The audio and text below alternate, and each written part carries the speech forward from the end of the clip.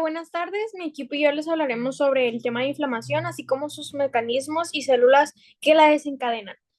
Mi nombre, mi apellido es García Chávez. Dale la siguiente, por favor. Para comenzar, ¿qué es la inflamación? Esta es una reacción tanto sistémica como local de los tejidos y microcirculación ante una agresión patógena, que desencadena mediadores inflamatorios y movimiento de líquidos y leucocitos desde la sangre hacia los tejidos extravasculares. Esta puede identificarse tanto por el rubor, calor, tumor, dolor y en ocasiones la pérdida de la función. Tanto así que la manera inmune más rápida de actuar es la aguda, donde solo perdurará días y actúa ante una lesión o infección, mientras que la crónica perdura más de 3 semanas y puede ser respuesta ante una enfermedad como el humo del tabaco, porque esa irrita el revestimiento de los bronquios, lo que provoca que se hinchen y produzcan mucosidad y se formará un ciclo constante. Siguiente, por favor. ¿Qué nos puede desencadenar la inflamación? Pueden ser los agentes infecciosos, bacterias, virus, cuerpos extraños, una astilla, un clavo, golpearnos, los traumatismos, golpes, hipersensibilidad como las alergias. Siguiente. Pero para el reconocimiento de sustancias es necesario que estas células cuenten con receptores denominados receptores para el reconocimiento de patrones celulares, donde dependen en la parte en la que estos se encuentran localizados, reconocerán al patógeno. Siguiente. Existen 4 tipos de receptores el que más destaca es el TLR, que ese se adapta su respuesta al tipo de patógeno, donde este a su vez será la primera línea de respuesta.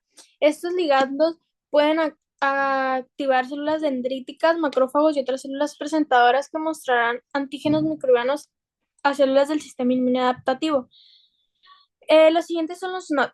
Estos detectan moléculas asociadas a patógenos PAMS o moléculas del propio organismo alteradas, los DAM, en el citoplasma de la célula, mientras que los RI desempeñan un papel importante en la detección de infecciones virales.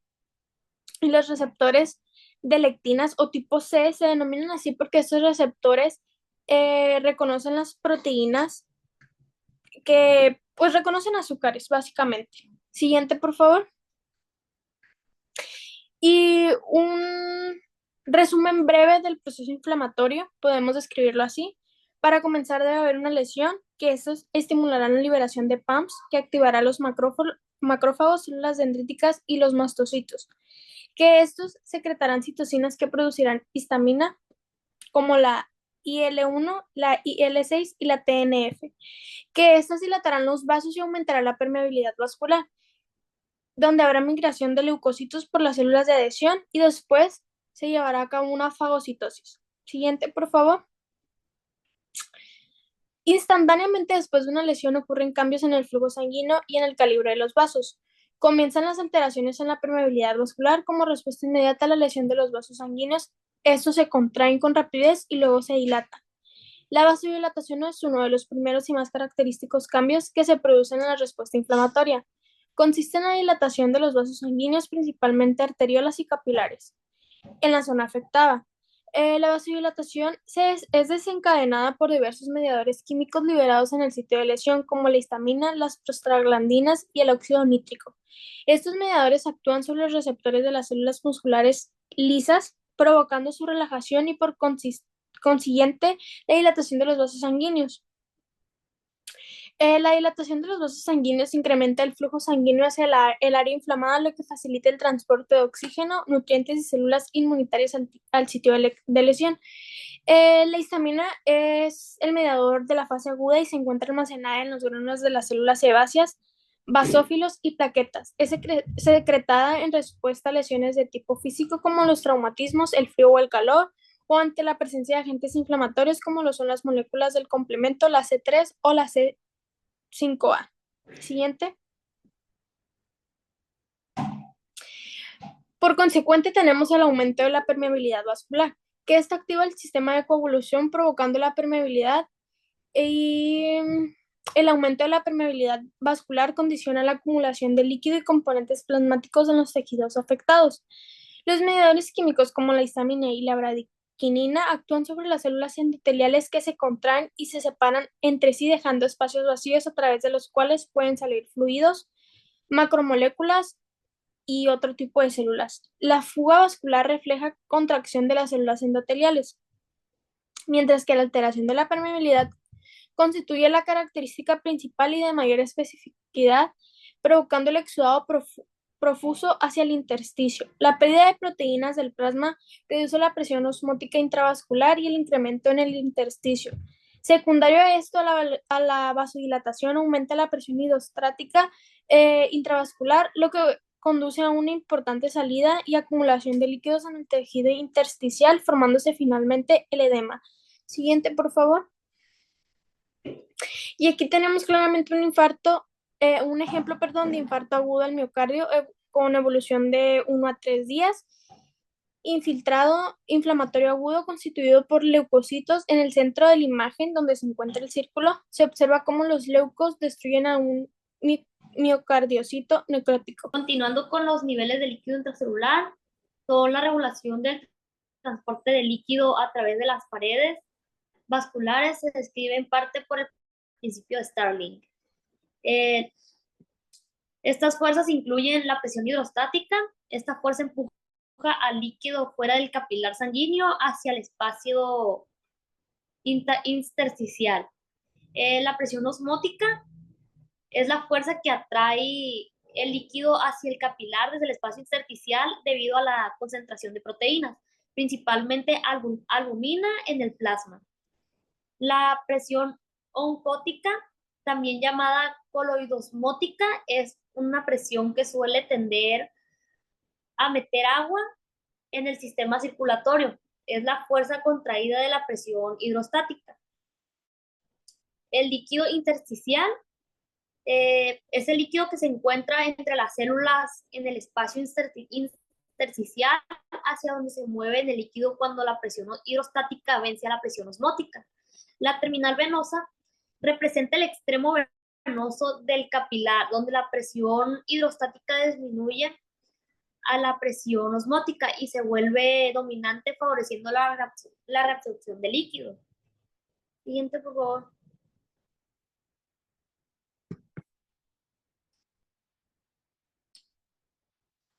Bueno, tenemos 5 factores que pueden contribuir a la formación del edema. El primero sería el incremento de la presión hidrostática.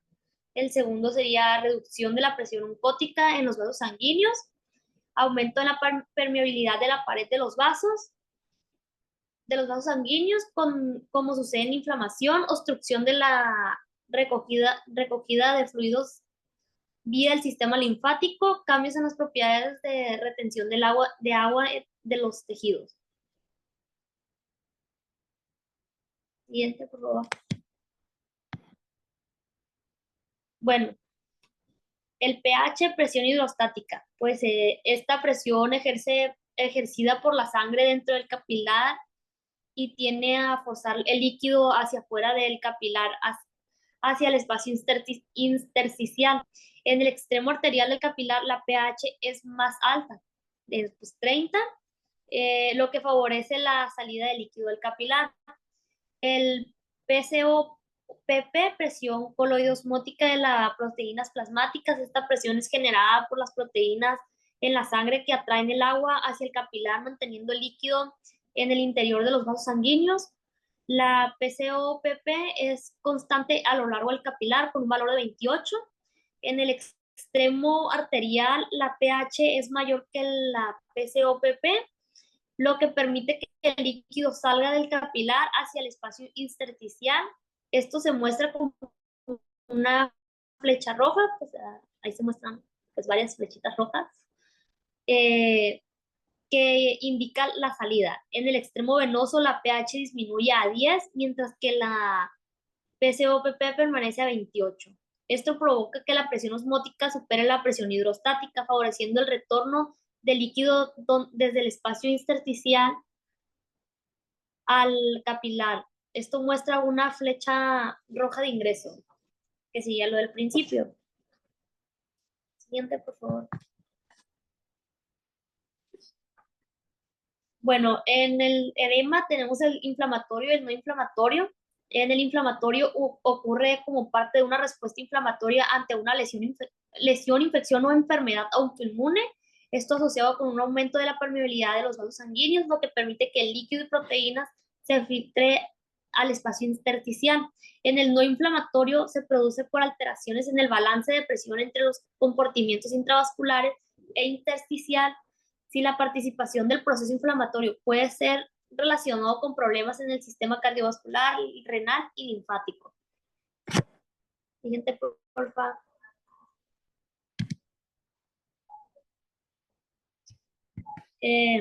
Bueno, en esta son los mediadores inflamatorios del aumento de la permeabilidad. La permeabilidad vascular es un proceso clave es un proceso clave donde se permite la salida de los líquidos y proteínas desde los vasos sanguíneos hacia los tejidos circundantes, lo cual puede llevar a la formación del edema. Este proceso es regulado por una serie de mediadores inflamatorios que se activan en respuesta a diversos estímulos, como infecciones, estímulos, traumas o reacciones alérgicas. Estos mediadores pueden ser clasificados en dos grandes grupos: derivados a celulares. Los derivados celulares son aquellos mediadores que provienen de la célula del sistema inmunológico a otras células presentes a los tejidos. Entre ellos encontramos endotelio, que revisten los vasos sanguíneos, juegan un papel importante.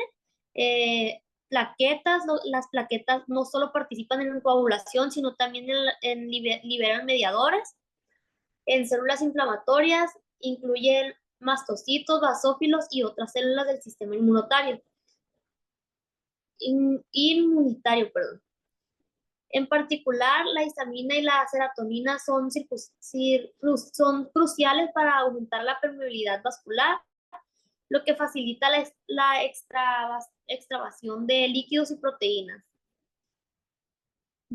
Ahora, derivados plasmáticos. Por otro lado, los derivados plasmáticos, pues, son aquellos que se originan en el plasma sanguíneo y se activan mediante diferentes mecanismos en respuesta a la inflamación. Entre ellos se incluye el sistema de coagulación y fibrinolítico. Estos sistemas no solo son esenciales para la coagulación de la sangre, sino que también generan productos que pueden aumentar la permeabilidad vascular. El sistema de las cininas como la bradicina se forman durante la activación de diversas cascadas en el plasma y tienen efectos vasodilatadores. Sistema de complemento. En el sistema del complemento en particular, los productos derivados de la activación del complemento como CA3 y C5A no solo reclutan células inmunitarias, sino que también aumentan la permeabilidad vascular.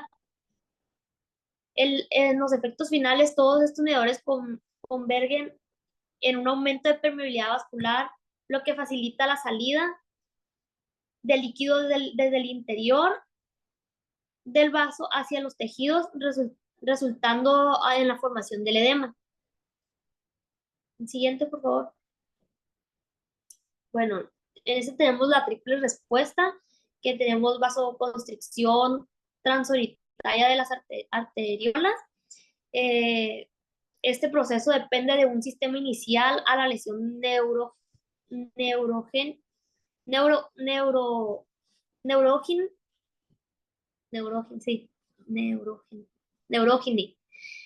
y otro químico. Por lo general se resuelve en cuestión de segundos. También tenemos vasodilatación de las arteriolas precapilares, responde a la liberación de mediadores específicos y explica el enrojecimiento y aumento de la temperatura del lugar dañado. Tenemos el incremento en la permeabilidad de la barrera celular endotelial, produce el edema. La pérdida de líquido desde el compartimiento intravascular a medida que la sangre pasa a través de las vénulas determinan la estasis local y el topamiento con eritrocitos de los pequeños vasos dilatados. Estos cambios son reversibles después de una lesión leve. En cuestión de minutos a horas, el líquido extravascular es recanalizado a través del sistema linfático. La dilatación de las arteriolas aumenta el flujo sanguíneo y puede agravar la salida de líquidos hacia el tejido. La constricción de las vénulas capilares eleva la presión hidrostática en el lecho capilar, favoreciendo la formación del edema.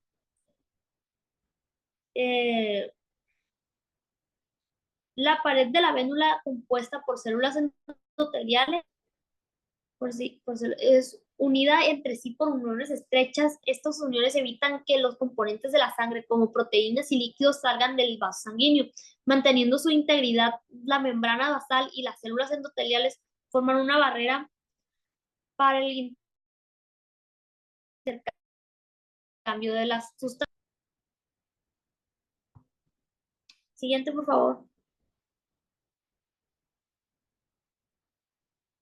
Bueno, en esta tenemos definiciones para comprender las consecuencias de la inflamación. Tenemos las principales, que es derrame, trasudado, exudado, exudado seroso y exudado purulento.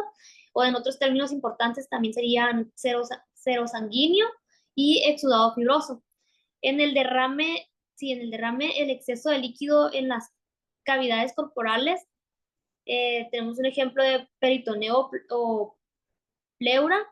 En trasudado, líquido con contenido proteico baja. En exudado tenemos líquido con contenido proteico alto, frecuencia inflamatorias agudas. En el exudado seroso se observan quemaduras leves y ampollas traumáticas. Y en exudado purulento se observan que contienen pus y pues entre otras cosas, se asocian entre otras cosas. En los otros términos importantes tenemos exudado seroso con presencia de sangre, que sería serosanguíneo, y en el exudado fibroso se forman sobre superficies serosas por activación del sistema de coagulación. Siguiente, por favor. Bueno, en los cambios en los elementos formes, durante la inflamación, los elementos formes de la sangre cambian para ayudar al cuerpo a enfrentar la infección o el daño. Los leucocitos juegan un papel clave. Los neutrófilos aumentan rápidamente en infecciones bacterianas. Neutrofilia, hay una mayor presencia de formas inmaduras. Desviación pues a la izquierda, que son los que están acá, de la izquierda, lo que indica una respuesta aguda en la inflamación crónica. Los monocitos se transforman en macrófagos para limpiar el tejido. Los linfocitos aumentan las infecciones virales, mientras que los eosinófilos y basófilos lo hacen en reacciones alérgicas. Los eritrocitos también pueden verse afectados desarrollándose anemia en inflamaciones crónicas debido a la falta de hierro y formando agrupaciones llamadas rouleaux debido al aumento de proteínas inflamatorias. Por último, las plaquetas aumentan el número. Trombocitosis, favoreciendo la formación de coágulos en las áreas inflamatorias. Además, se activan y liberan factores que implican la inflamación. Siguiente, por favor. Durante la inflamación ocurren cambios en el plasma, entonces, que son esenciales para el diagnóstico y la respuesta del cuerpo ante un daño o infección.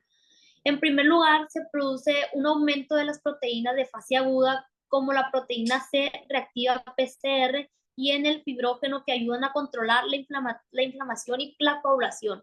Estos son indicadores clave de inflamación activa. También se observan cambios en el perfil de lípidos, con un descenso de colesterol HDL y un aumento del LDL y triglicéridos, lo que refleja un estado inflamatorio sistémico. Otro aspecto importante de la liberación de citoquinas y quimiosinas, que coordinan a la respuesta inmune al atraer células inflamatorias al sitio del daño. Siguiente, por favor. Paralelamente, el sistema del complemento se activa, facilitando la eliminación de patógenos y potenciando la inflamación a través de componentes como C3A y C5A. Durante la inflamación, el cuerpo entra en un estado procoagulante, aumentando la cantidad de fibrógeno y disminuyendo los inhibidores de la coagulación, lo que puede predisponer en la formación de coágulos. Además, las células inflamatorias liberan radicales libres que generan daño oxidativo detectable a través de marcadores como el malo, malodialdehído. Finalmente se produce una disminución en los niveles de hierro debido a la acción de la epicidina, lo que puede conducir a una anemia que en procesos inflamatorios crónicos también puede ocurrir desequilibrios en los eritrocitos, especialmente en inflamaciones severas como hiponatremia y alteraciones del pH.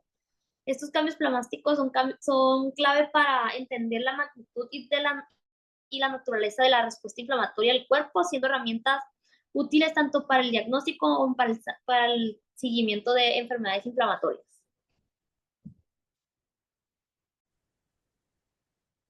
Y bueno, continuando con el tema de mediadores plasmáticos de la inflamación, primero que tenemos que tener en claro qué son los mediadores plasmáticos, los cuales son derivados de células y del plasma que actúan armonióticamente para desencadenar, amplificar y muchas veces finalizar dichos procesos inflamatorios.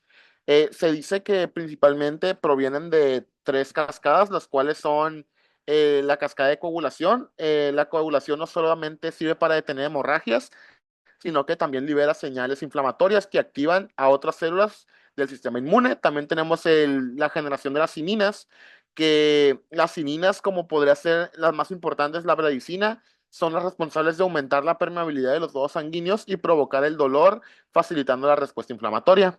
Por último, tenemos al sistema del complemento. El sistema del complemento son una serie de proteínas plasmáticas que se activan en cadena para desempeñar un papel importante al ayudar a destruir patógenos y promover la inflamación por medio del complejo de ataque a la membrana. La que sigue, por favor. Y bueno, como les mencioné ahorita, pues provenían de tres cascadas. En este caso vamos a hablar un poquito sobre lo que es el factor de Hagerman proveniente del factor de coagulación. El factor de Hagerman, también conocido como el factor 12, es un componente clave en el inicio de múltiples rutas inflamatorias vasodilatadoras. Es un factor plasmático que normalmente se encuentra en el plasma de forma inactiva, pero para activarse tiene que entrar en contacto con superficies cargadas negativamente, como pueden ser tejidos dañados o estructuras bacterianas. Y una vez dicho factor se activa, pondrá en marcha diferentes sistemas, como puede ser la conversión del plasminógeno en plasmina, que sería desencadenando una fibrinólisis. La fibrinólisis es un proceso mediante el cual se degradan coágulos formados para liberar en el tejido reparado. El plasminógeno es convertido en plasmina, una enzima que rompe la fibrina del coágulo, fragmentándolo en más pequeños. Producto de la degradación de la fibrina, actúan mediadores inflamatorios, atrayendo a células inmunes hacia la zona del daño para posteriormente ayudar a la inflamación. Después tenemos la conversión de precalicreína en calicreína, que vendrá siendo en sí la generación de cininas. Las cininas son unas enzimas que se convierten en cininógenos, como podría ser la bradicina. Eh, la bradicina tiene como tal un potente efecto vasoactivo, aumentando la permeabilidad de los vasos y causando vasodilatación. Esto permite la extravasación del líquido y hace que las células inmunes puedan llegar al sitio de lesión y causando hinchazón, enrojecimiento, dolor, para lo mismo de mediados por la inflamación. Después tenemos la activación de las vías del complemento. El sistema del complemento, como les mencioné ahorita, es una cascada de proteínas que tiene como objetivo principalmente la lisis, pero lo hace a partir de otros procesos como podría ser la opsonización, que es cuando el patógeno facilitar su reconocimiento por otras células inmunes, la quinotaxis, que funciona atrayendo a más leucocitos hacia el sitio de lesión o de infección, y por último la lisis, que se da por medio del complejo de ataque a la membrana, el MAC. Ya por último tenemos la activación del sistema de coagulación. El sistema de coagulación se activa en paralelo a la formación de coágulos, que evita la pérdida de sangre y sella en la zona de salida. El factor 12 es clave en la cascada de coagulación intrínseca, activando el factor 11, y otros factores que llevan a la formación de fibrina. La fibrina actúa como andamio para las células inmunes, ayudando a aislar agentes patógenos y permitiendo la reparación de dicho tejido. ¿Le puedes dar que sigue, por favor? Y hay algo muy importante aquí que entran en factor, que son las cininas. Las cininas son péptidos inflamatorios potentes que se forman en el plasma a partir de ciertas proteínas llamadas cininógenos, como les dije ahorita, que son glucoproteínas plasmáticas específicas que para activarse, las cininas requieren de la acción de enzimas conocidas como calicreínas, las que les mencioné ahorita, que son proteasas que serían un tipo de enzima que rompe proteínas, o sea, serían como tijeritas moleculares. Tienen diferentes funciones, pero las principales van a ser regular cosas como la presión sanguínea, la concentración y relajación del músculo liso, la salida de líquidos de los vasos sanguíneos, la migración celular y pues como por lo mismo ellas tienen la función de regular actividades inflamatorias. Los receptores de cinina, ahí se los puse, es el B1 y B2, eh, que por ejemplo el B1 induce a respuestas de mediadores inflamatorios y son activados selectivamente por ciertos productos, como pueden ser la bracilina, y el receptor 2 tiene una expresión más amplia y constitutiva, lo que significa que están presentes en condiciones normales.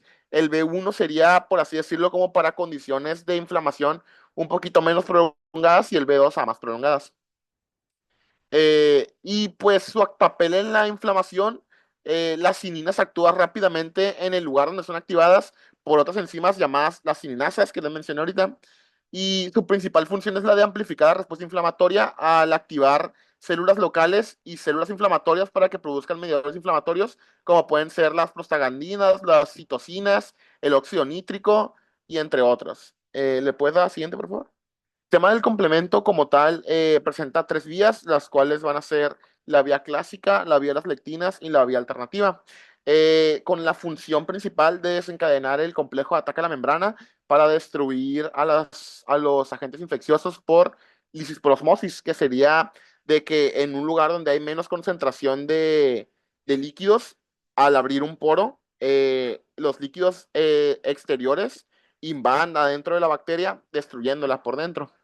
Y la vía clásica empieza con que los anticuerpos se tienen que unir creando un complejo antígeno-anticuerpo. Este complejo se compone de CQ y dos moléculas de de CR y dos de C1S, perdón. La unión de anticuerpos C1Q activa las moléculas de C1R y C1S para posteriormente estas puedan cortar a C4 y C4 dividirlo en dos partes, los cuales serán C4A y C4B. Se une a la superficie, que C4B será la que se una a la superficie. Luego C2 es cortado en C2A y C2B para combinarse con C4B y C4A para crear la convertasa de C3, la cual va a tener el poder, por así decirlo, de cortar a C3. Posteriormente, que corta a C3 se divida en C3A y C3B. El fragmento de C3A tendrá la función de actuar como anafilotoxina y ayudar a contribuir a la inflamación. Posteriormente, el fragmento de C3B se adhiere a la superficie del patógeno, promoviendo la opsonización, es decir, que va a facilitar la fagocitosis al marcar al patógeno para que sea eliminado por células inmunitarias. Posteriormente, ya entra lo que es el complejo de ataque a la membrana, que es cuando el complejo C5, o sea, la convertasa de C5, formado por C4B, C2A y C3B, divide a C5 en C5A, una anafilotoxina también, y C5B.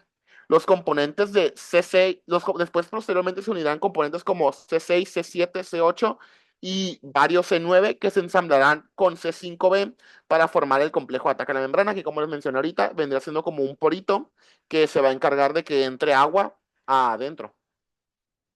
Eh, Dale la que sigue, por favor. Ya. Posteriormente tenemos lo que vendría siendo la vía de unión anamanosa. La vía del complemento de unión anamanosa empieza con lo que vendría siendo el reconocimiento del patógeno. ¿Y cómo lo hace? Lo hace mediante LUM, una proteína que presente en la sangre que se encarga de reconocer fuentes de azúcares específicos, como en este caso sería la manosa. Bueno, LUM significa lectina de unión manosa, que se encuentra, como les digo, en la membrana de muchas bacterias. Es como si la LUM, por así decirlo, sería una llave que solamente encaja perfectamente en una cerradura específica de las bacterias. Posteriormente tenemos que activar las proteasas C1R y C1S, que son las mismas de la vía clásica. Una vez LUM se une a la bacteria, activa a dichas proteasas para que corten, por así decirlo, a C2 y C4. C1R y C1S, ahora activadas, como les dije, van a poder cortar a C2 y C4. Al cortarlas, estas proteínas se vuelven activas y cambian su forma para posteriormente formar lo mismo ahorita, la convertasa de C3. Las partes activas de la proteína C2 y C4 se unen entre sí formando un nuevo complejo enzimático llamado convertasa de C3. Una convertasa que es lo mismo, como así decirlo, de una tijera molecular, pero más poderosa y especializada para cortar C3. Posteriormente tenemos que tener que cortamos C3, la convertase C3 corta una proteína que pues en este caso sería C3 en dos fragmentos, C3A y C3B. C3B se adhiere a la superficie de la bacteria y C3A cumple la misma función de anafilotoxina y pues entra otra vez lo del complejo de ataque a la membrana porque ya sigue la vía normal. Posteriormente tenemos dale la siguiente, por favor, perdón.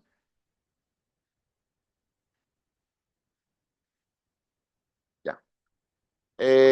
La vía alternativa. Esta vía está activada por la presencia de ciertas sustancias en la superficie de microorganismos, como pueden ser endotoxinas. Aquí lo único que va a cambiar es que en lugar de las proteínas C1 a C9, en la vía clásica, la vía alternativa utiliza factores designados con las letras B y factor D. Empezamos con que una pequeña cantidad de la proteína C3 en el plasma se divide espontáneamente en C3A y C3B. El fragmento de C3B se une de manera covalente a la superficie del patógeno, especialmente a los carbohidratos y las proteínas de la pared celular.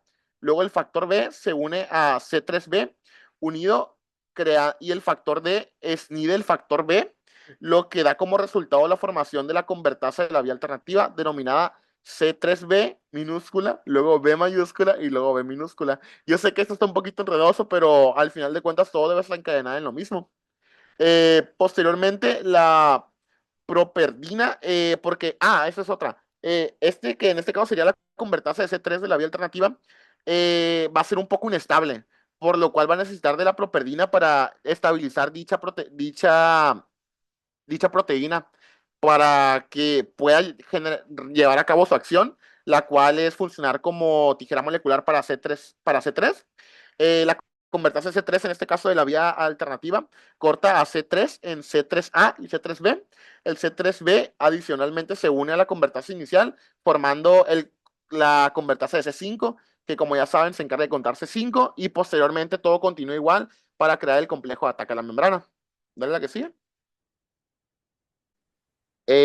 Y bueno, ya les hablé un poquito sobre lo que son por así decirlo, los componentes del sistema del complemento, pero dichos componentes llegan a tener diferentes funciones, como en este caso las anafilotoxinas, perdón, que les mencioné que serían C3A, C4A y C5A, que son moléculas que como tal lo que hacen es promover la inflamación, provocar la contracción del músculo liso y aumentar la permeabilidad de los vasos sanguíneos. Eh, y en el esquema ese que les puse ahí, se explica que las anafilotoxinas activan tejidos y mastocitos liberando histamina y leucotrienos. Esto contribuye a la broncoconstricción, vasoconstricción y edema, lo cual aumenta, como les digo, la respuesta inflamatoria. Posteriormente tenemos a las opsoninas, las cuales se adhieren a la superficie de las bacterias, facilitando su reconocimiento por células inmunitarias. Este proceso potencia como tal la fagocitosis, que como ya mencionó el doctor, casi todos los procesos inflamatorios van a terminar en eso, en fagocitosis. Eh, Después tenemos las moléculas proinflamatorias y como su nombre dice, actúan para promover la inflamación. En este caso tenemos el complejo de ataque a la membrana IC5A. Actúan como quimioatrayentes, por así decirlo, es decir, que atraen otras células inmunitarias hasta el sitio de infección y también funcionan para activar los leucocitos y células de tejidos para producir oxidantes y citocinas para continuar promoviendo la inflamación. Y por último tenemos la lisis, que como les mencioné ahorita, en sí sería como matar a la bacteria y se hace a partir del complejo de ataque a la membrana, o CAM, que se crea a partir de C5b y C5, 6, perdón, C6, C7, C8 y varios C9. La que sigue, por favor. Y bueno, también tenemos que el sistema del complemento puede llegar a fallar y esto se puede llevar a cabo por diferentes causas. Entre ellas, aquí les puse las más importantes, que puede ser por defectos en la producción de anticuerpos de proteínas del complemento. ¿Qué podría pasar aquí? Es por la disminución de microorganismos específicos que al no haber anticuerpos, estos no se pueden unir a los antígenos y directamente cortan el sistema del complemento desde la raíz. También tenemos la deficiencia en la formación del complejo de ataque a la membrana, que al no poder funcionar dicho complejo de ataque a la membrana, que vendría siendo como la finalidad de todo el sistema del complemento, eh, pues directamente la bacteria no es destruida y esto se puede llevar a cabo por algunas infecciones frecuentes como pueden ser el meningococo. Posteriormente tenemos, en este caso más que nada para la vía alternativa, la deficiencia en el LUM, que en este caso el LUM o lectina de unión a la manosa, al no poder reconocer dicha azúcar, que en este caso sería la manosa, pues no se activa la vía esa del complemento y no se puede eliminar esa bacteria. También tenemos, en este caso, algunas bacterias que pueden llegar a tener la membrana muy gruesa, por así decirlo, que en este caso no son membranas, son como cápsulas, que al tener la membrana la cápsula tan gruesa, pues directamente el complejo de ataque a la membrana no funciona siempre y al no poder penetrar esa membrana, pues no les pasa nada y las bacterias siguen proliferando dentro de nosotros. Y también algunas enzimas bacterianas pueden llegar a inhibir componentes del complemento, como por ejemplo C5a, la cual funciona como una filotoxina, y acelerar la degradación de C5b, de C3b, perdón. Y dale la siguiente, y ya sería todo por mi parte. Bueno, yo soy Ángel García y ahora expondré mi tema, el cual sería los mediadores celulares de la inflamación. Al igual que los mediadores que presentó mi compañero anteriormente, estos se encargan de algunos procesos de la inflamación. Sin embargo, estos, a diferencia de los otros, se liberan de algunas células que podrían ser, por ejemplo, células como los mastocitos, los macrófagos, neutrófilos, las plaquetas o incluso de las células tisulares, como podrían ser los fosfolípidos. De estos mediadores tenemos dos principalmente, o dos tipos, que serían los mediadores que se producen en la célula, como son citoquinas, quimiosinas, especies reactivas a oxígeno o histamina, y aquellos derivados de el metabolismo de los fosfolípidos. Cuando hay un proceso inflamatorio, pues es porque alguna de las células sufrieron daño. Este daño puede liberar algunos fosfolípidos de la membrana de nuestras células, los cuales se van a transformar a dos vías, ya sea factores de activación plaquetaria o ácido araquidónico, el cual sus derivados pues generan reacción inflamatoria. Siguiente, por favor. Empezando con aquellos mediadores que se liberan del metabolismo de los fosfolípidos. Cuando la membrana de nuestras células se rompe, pues se liberan, como ya mencioné, fosfolípidos. De entre los principales de la inflamación serían el fosfatidilcolina, la fosfatidilcolina y el fosfatidilinositol. Primero, por parte de la fosfatidilcolina, se puede generar ambos resultantes, tanto el factor de activación plaquetaria como el ácido araquidónico. Mediante la fosfolipasa A2, ese puede pasar a ser lisofab, el cual se transforma mediante la acetiltransferasa a factores de activación plaquetaria. Y también directamente por acción de la fosfolipasa A2 puede pasar a ser ácido araquidónico. Y por parte del fosfatidilinositol, la fosfolipasa C lo convierte en diacetilglicerol, el cual mediante la lipasa de diacetilglicerol pasa a ser ácido araquidónico.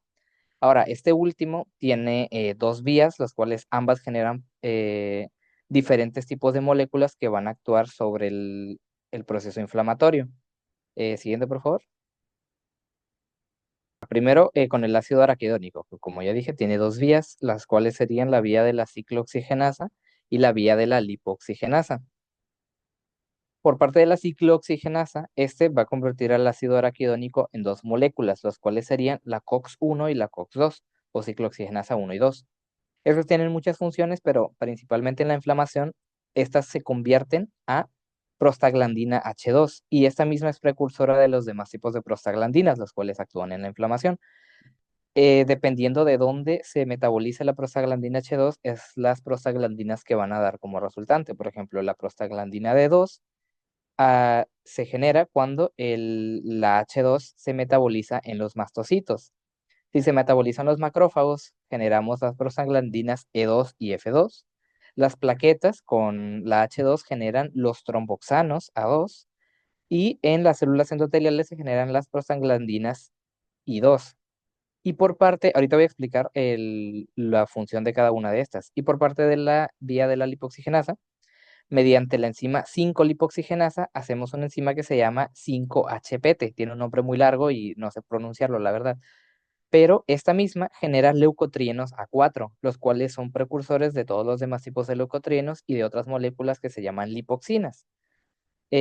Hacia los leucotrienos, si el leucotrieno A4 se metaboliza en los macrófagos, genera leucotrieno B4. Mientras que si se metaboliza en mastocitos basófilos, o también los macrófagos pueden dar leucotrienos C4, que estos se van a convertir en D4 y por último E4, que estos últimos van a ser los que van a actuar en la inflamación. Y por otra parte, si una enzima llamada 12-lipoxigenasa actúa sobre el leucotrieno A4, va a generar las lipoxinas, las cuales son dos principales, que serían la lipoxina A4 y la lipoxina B4. Otra forma de generar lipoxinas sería mediante una molécula que es 15-SHET, que se libera de los monocitos eosinófilos de la vía respiratoria. Mediante la enzima 5-lipoxigenasa, genera también los leucotrienos. Siguiente, por favor. Y aquí tenemos pues ya todos los resultantes de la vía del ácido araquidónico, empezando con la función de las prostaglandinas. Primero tenemos pues la E2, la cual su función principal sería la vasodilatación y el aumento de la permeabilidad vascular, es decir, permite que todo lo que viene siendo el exudado inflamatorio, o sea, las moléculas que se encuentran en el plasma, o sea, mediadores plasmáticos, vea, como mencionó mi compañero, se liberen hacia el sitio de acción, además de que modula algunas cosas como serían la fiebre y el dolor. Luego tenemos la prostaglandina D2, la cual tiene función principalmente en reacciones alérgicas y actúa principalmente en mastocitos para amplificar reacciones alérgicas y reclutamiento de eosinófilos, que son las moléculas del sistema inmune que actúan durante una reacción alérgica. Luego tenemos las prostaglandinas I2, las cuales pues principalmente tienen funciones de vasodilatación y broncodilatación e inhiben la agregación plaquetaria. Estas son básicamente antiinflamatorias.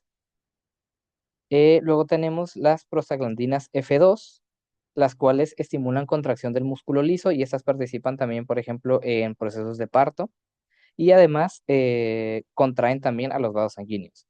Luego tendríamos el tromboxano 2, el cual está directamente relacionado con las plaquetas. Su función principal es estimular la agregación plaquetaria y la vasoconstricción, es decir, funciona para la reparación de tejido endotelial. Este se une a receptores en las plaquetas para promover su activación y agregación, lo cual es crucial para pues, la formación de trombos, para detener hemorragias, por ejemplo. Además, provoca contracción muscular lisa en vasos sanguíneos para limitar las hemorragias, como ya mencioné.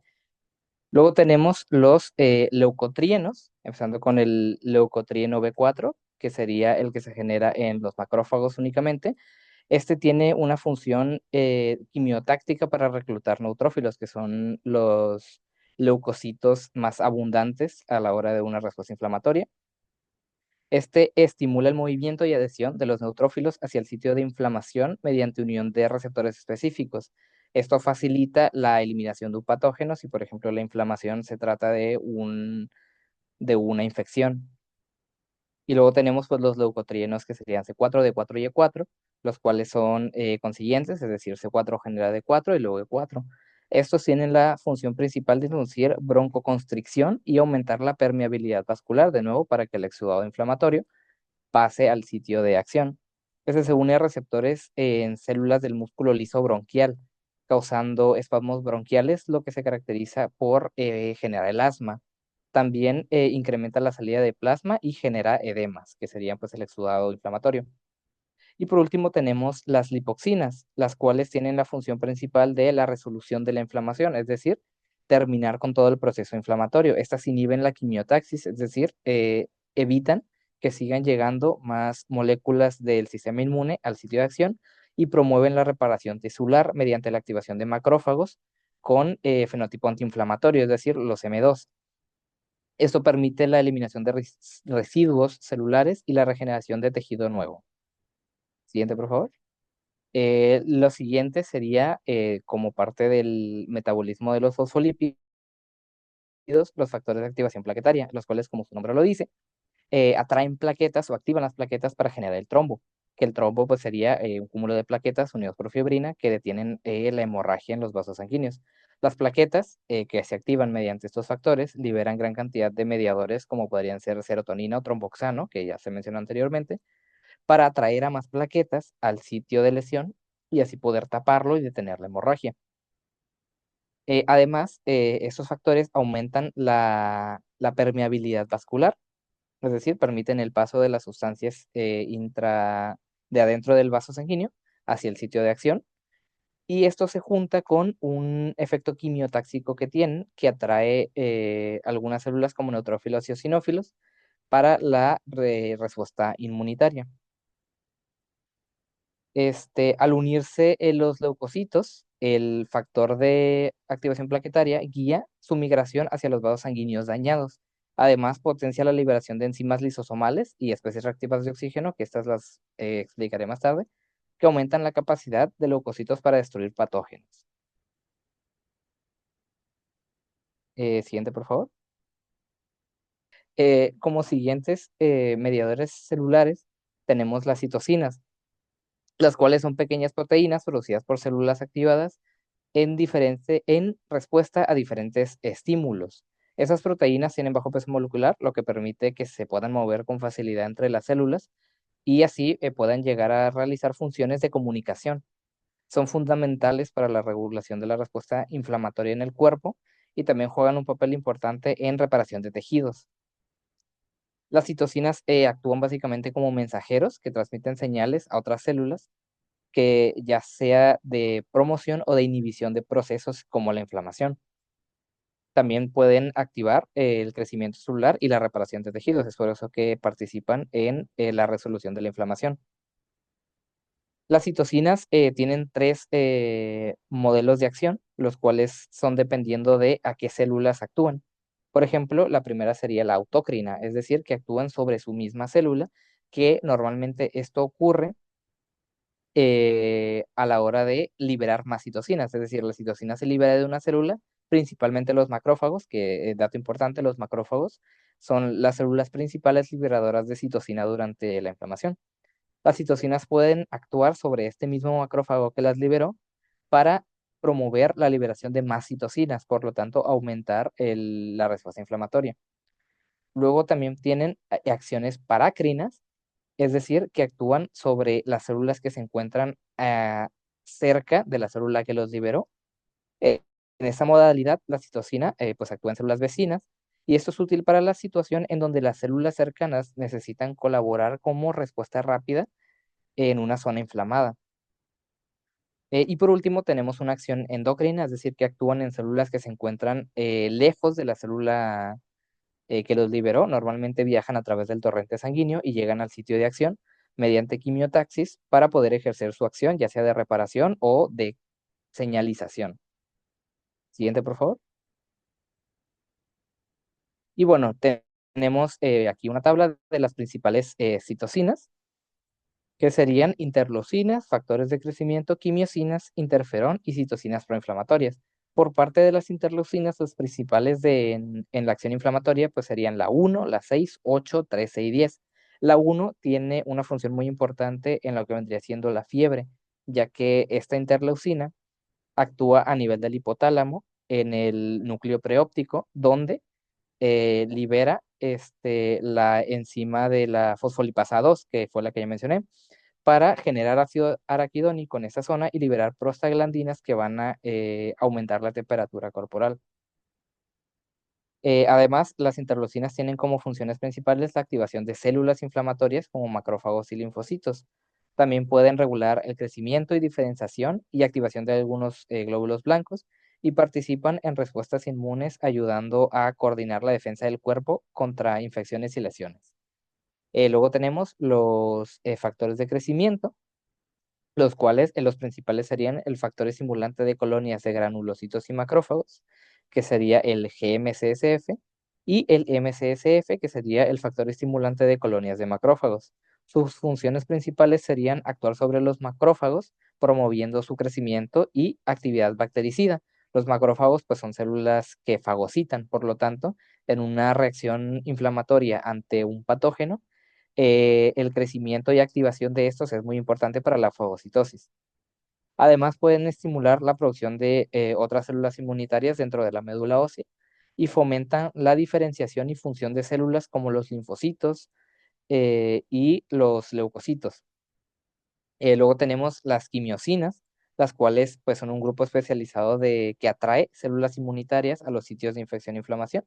Las quimiosinas son las que generan la principal acción quimiotáxica, es decir, que llaman a las células del sistema inmune al sitio de acción. Esa sería básicamente su función principal, llamar a los leucocitos al lugar de la lesión. Además, coordinan la migración y posición de células y facilitan la activación de leucocitos en el sitio de inflamación. Además de llevarlos, también permiten que estos actúen como debería ser. Luego tenemos los interferones. Los principales en la inflamación serían el alfa, el beta y gamma, teniendo como acción principal una acción antivírica y ayudan a inhibir la replicación del virus en las células infectadas.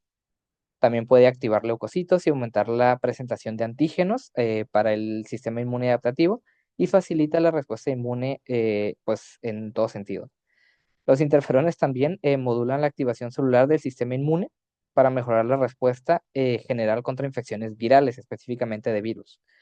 Y por último tendríamos las citocinas proinflamatorias, que como su nombre lo dice, generan inflamación. La principal sería el factor de necrosis tumoral alfa, y este induce fiebre, anorexia y puede causar shock en niveles muy elevados. El siguiente, por favor. Como parte de las citocinas, pues ya las mencioné, tenemos las quimiosinas, las cuales como función principal tienen la regulación del tráfico y la activación celular, especialmente de los leucocitos, es decir, las células blancas. Esas facilitan la migración de esas células desde los vasos sanguíneos hasta el tejido afectado, acumulándose en un sitio donde haya lesión o infección bacteriana o vírica.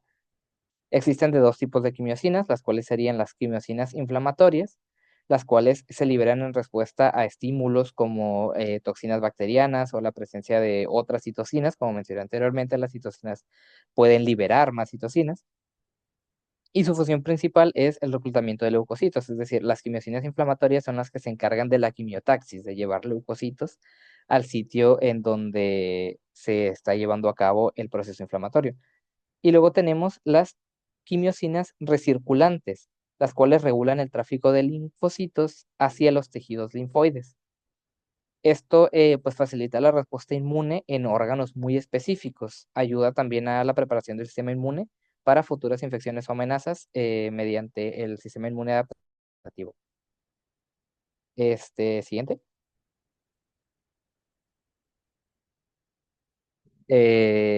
Bueno, como siguiente mediador celular tendríamos las especies reactivas a oxígeno, las cuales, pues como su nombre lo dice, son moléculas que contienen oxígeno. Estas se generan de forma natural en el cuerpo por procesos metabólicos, aunque también pueden venir de fuentes externas como son contaminación o ciertos químicos. La primera sería el superóxido, la cual se genera principalmente en las mitocondrias durante la respiración celular, cuando los electrones se escapan de la cadena de transporte de electrones y reaccionan con oxígeno. Una parte del oxígeno que respiramos, además, no se utiliza de manera eficiente y se transforma en superóxido, que sería aproximadamente el 2% del oxígeno. Su función en cantidades controladas puede ayudar a destruir patógenos en los fagocitos, es decir, existe algo llamado fagolisosoma, que es una vacuola que se encuentra dentro de los fagocitos.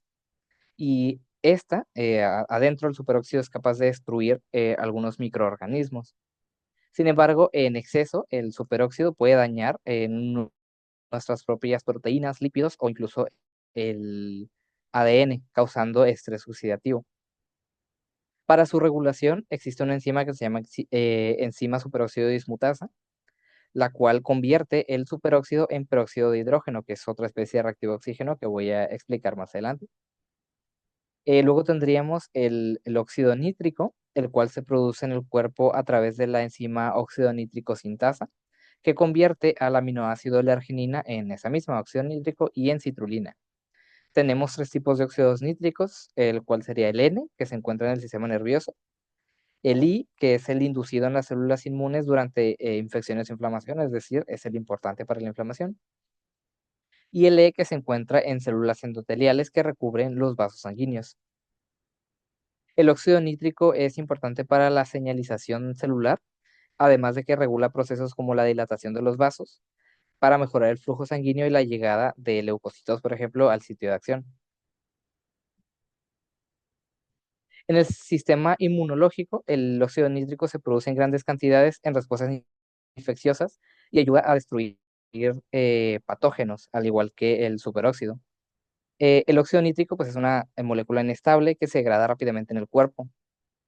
La presencia de enzimas antioxidantes como hemoglobina puede ayudar a reducir los niveles de ese mismo y evitar la acumulación en los tejidos. Luego seguiría el peróxido de hidrógeno, el cual, como ya mencioné, viene del superóxido, que se forma mediante la enzima superóxido dismutasa. También se puede producir en los peroxisomas, que serían otro orgánulo celular, y su efecto en funciones en niveles bajos actúa como molécula de señalización, regulando procesos como la proliferación celular y la respuesta inmune. Sin embargo, en exceso, el peróxido de hidrógeno puede atravesar las membranas celulares y dañar componentes importantes de las células, al igual que el superóxido, como proteínas, lípidos y ADN, es decir, puede dañarnos a nosotros mismos, aunque estas funciones también las puede aplicar sobre microorganismos a la hora de la fagocitosis. Como metabolismo y neutralización, tendríamos que las catalasas son enzimas que pueden convertir el peróxido de hidrógeno en agua y oxígeno, reduciendo sus niveles en nuestro organismo. Y por último, tendríamos los radicales oxígeno o los radicales carboxilo, los cuales se generan principalmente en condiciones de estrés oxidativo severo. El estrés oxidativo, como lo mencioné, lo pueden generar las especies anteriores. El radical carboxilo es extremadamente reactivo y puede reaccionar rápidamente con proteínas, lípidos y ácidos nucleicos como todos los demás y causarles daño. Es decir, en general, la función de las especies reactivas es dañar algunas partes de las células vitales, las cuales nos pueden servir a la hora de una respuesta inflamatoria, sin embargo, también nos pueden dañar a nosotros mismos. Y el radical carboxilo no tiene alguna enzima específica que ayude a neutralizarlo. Por lo tanto, su control depende de la acción de otros antioxidantes en el cuerpo, como lo son la vitamina E. Y siguiente, por favor. Y por último, ahora sí, de las mediadores celulares, tendríamos la histamina, que es una de las más importantes. Esta es una molécula clave en el sistema inmunológico, especialmente en la inflamación y las respuestas alérgicas. Es un componente derivado del aminoácido histidina y esta cumple múltiples funciones en el cuerpo, especialmente en la regulación de la inflamación. Tenemos cuatro receptores principales de histamina, los cuales serían H1, 2, 3 y 4. El H1 es el receptor principal para la mediación de la inflamación. Al activarse, este provoca vasodilatación y el aumento de la permeabilidad vascular. Por parte del H2 se encuentra principalmente en el estómago y controla la secreción de ácidos gástricos.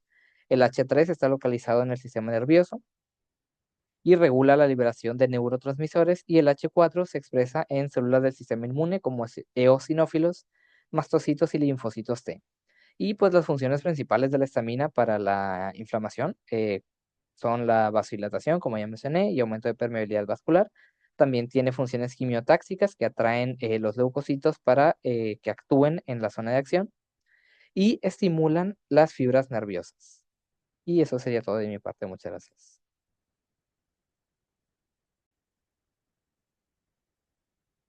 Bueno, pues a mí me tocó el tema de mediadores de la matriz extracelular, pero antes de hablar de estos mediadores como tal de la matriz, quiero explicarles un poco, muy por encima de lo que es la matriz extracelular. Básicamente es un cúmulo de macromoléculas o una red que sirve para una conexión entre célula y célula. Esta provee de sostén sistémico o mecánico a estas células y incluso las ayuda a lo que viene siendo una comunicación entre célula y célula más adecuada. Esta puede llegar a estar compuesta de fibras elásticas, de proteínas de la membrana basal, también de colágeno y glucoproteínas y proteoglucanos.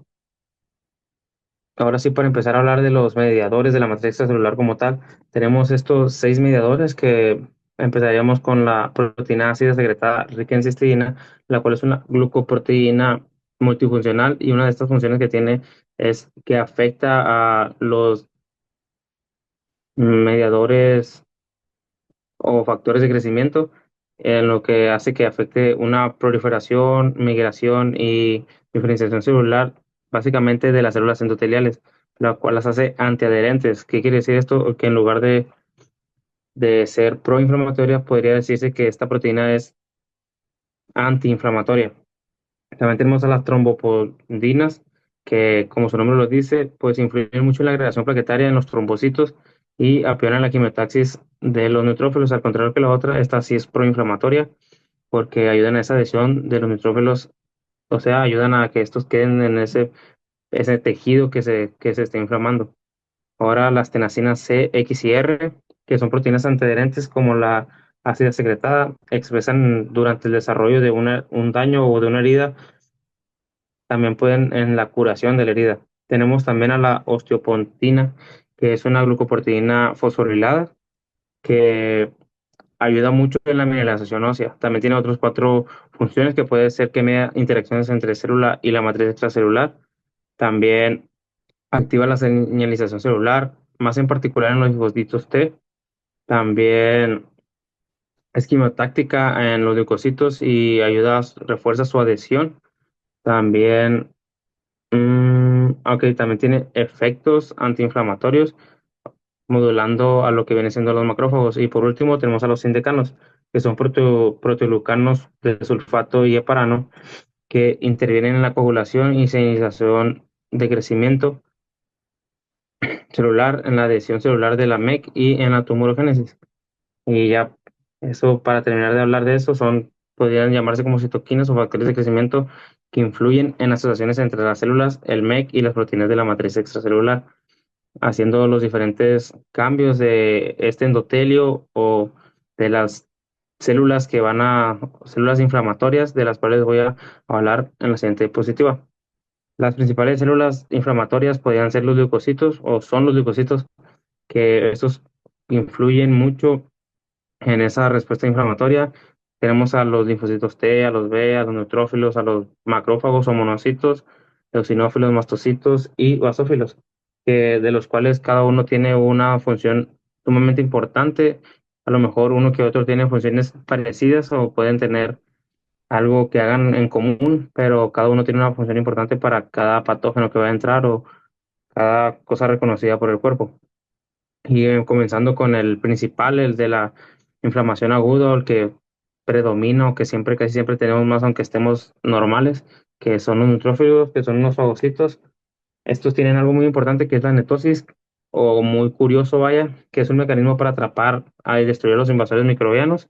Al mismo tiempo que ellos mueren, básicamente los atrapan desenredan su núcleo en cromatina y con esa misma cromatina generan una red con la que atrapan estos patógenos. Al mismo tiempo que mueren los patógenos, se mueren ellos. Es su forma de fagocitar a los patógenos.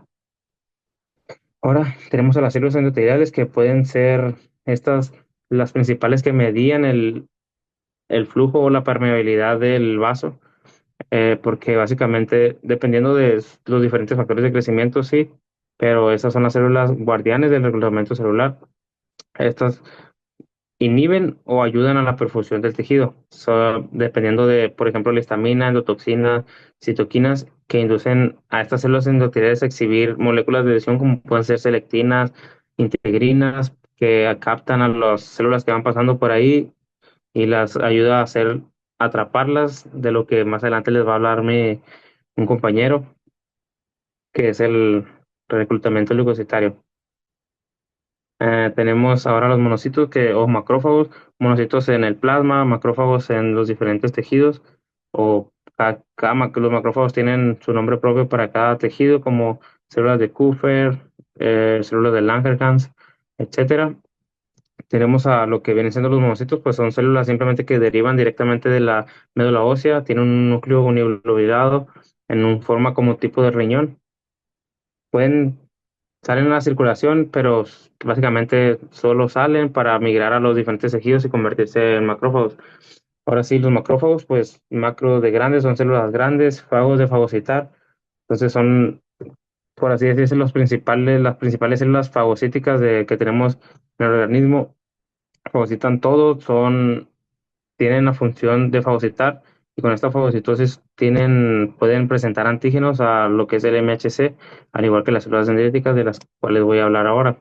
Las células dendríticas derivan de sus progenitores de la médula ósea y circulan en sangre como precursores inmaduros y se distribuyen extensamente a los tejidos como los macrófagos, para poder así diferenciarse en células presentadoras de antígeno como tal, que es su principal función para poder activar a estos linfocitos T vírgenes y convertirlos en los diferentes linfocitos, los CD o C. Ahora tenemos a los mastocitos y a los basófilos, que son básicamente mastocitos y basófilos.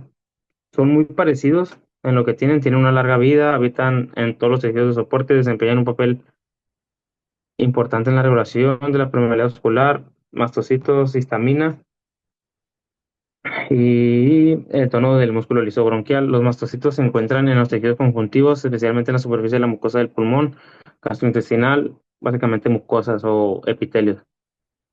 Ahora, siguiendo con esto, pues tanto los mastocitos como los basófilos, que son muy parecidos, tienen este receptor de IgE en su superficie, que esta, al ser activada, pues estos secretan los diferentes mediadores inflamatorios, como pueden ser los mediadores quimiotácticos, la mucopolisacáridos ácidos, las proteasas de serina.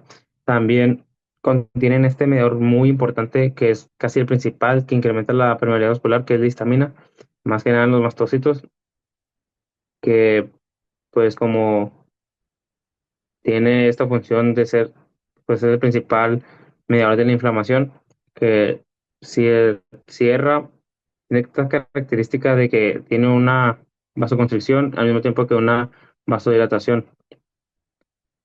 Y, o sea, disminuye el flujo en un momento, deja que pase este reclutamiento leucocitario, que se les hablará más adelante, y en ese mismo momento vuelve a dejar el flujo normal. Ahora hablaremos de los eosinófilos, que contienen leucotrienos, FAB, así como fosfatasas ácidas y peroxidasas. Expresan receptores para la IgA y representan gránulos densos que contienen una proteína básica, principalmente la eosinófila, que ambas tienen un papel activo en la densa contra los parásitos. Básicamente los eosinófilos pues ayudan a atacar a los parásitos. Y ya por último, las plaquetas, que pues básicamente son las que hacen los trombos o los coágulos, gracias a sus gránulos densos y a sus gránulos alfa, los gránulos densos son ricos en serotonina, histamina, calcio y diodofatoadenosina. Los gránulos alfa, que son los que contienen el fibrinógeno para crear este coágulo de mejor manera, son las redes que atrapan el coágulo para que no se vaya a separar nomás por cualquier cosita. Tienen proteínas de la coagulación, también en los granos densos hay factores de crecimiento derivados de las plaquetas y otros péptidos y proteínas. Y por último, los lisosomas, de los cuales secuestran hidrolasas ácidas para la eliminación posterior de los mismos trombos. Todo, audio, todo. Bueno, pues buenas tardes, compañeros. Yo les voy a exponer acerca de lo que es el reclutamiento leucocitario. Como pues el mismo nombre lo dice, básicamente es el proceso por el cual los leucocitos van a pasar de su circulación dentro de los vasos sanguíneos hacia los tejidos o las infecciones que se estén presentando. Obviamente, pues es una serie de pasos muy puntuales, los cuales vamos a revisar a continuación uno por uno. para entender de mejor manera cómo es que los leucocitos o las células del sistema inmune o proinflamatorias, etcétera, son trasladadas de un sitio a otro. El primer paso de este proceso es la marginalización y rodamiento. Esta se conoce como la primera fase en la que los leucocitos, pues principalmente los que son polimorfonucleares como neutrófilos, eosinófilos, basófilos, comienzan a acercarse al endotelio vascular. Eh, Esto pues obviamente se da mediante respuestas a señales inflamatorias y ocurre principalmente en lo que son vénulas poscapilares. La marginalización, primero que nada, se da cuando el flujo sanguíneo disminuye por una vasodilatación. Todos a este punto, cuando vimos inmunología, sabemos que cuando hay un proceso inflamatorio existe una vasodilatación, o sea, el vaso sanguíneo va a aumentar su calibre. Esto va a favorecer a que haya un tránsito un poco más lento de todas estas células proinflamatorias que están circulando y básicamente van a estar como vigilando o como peinando, vi un término que dijeron así, como peinando la zona, eh, buscando cuál es el sitio afectado. Posteriormente sigue el rodamiento, en el que básicamente los leucocitos van a empezar a rodar sobre la superficie del endotelio una vez estos se acerquen y van a empezar a formar un contacto transitorio. No se van a quedar pegados como tal, sino que, pues como la palabra lo dice, van a empezar a rodar transitoriamente sobre el endotelio.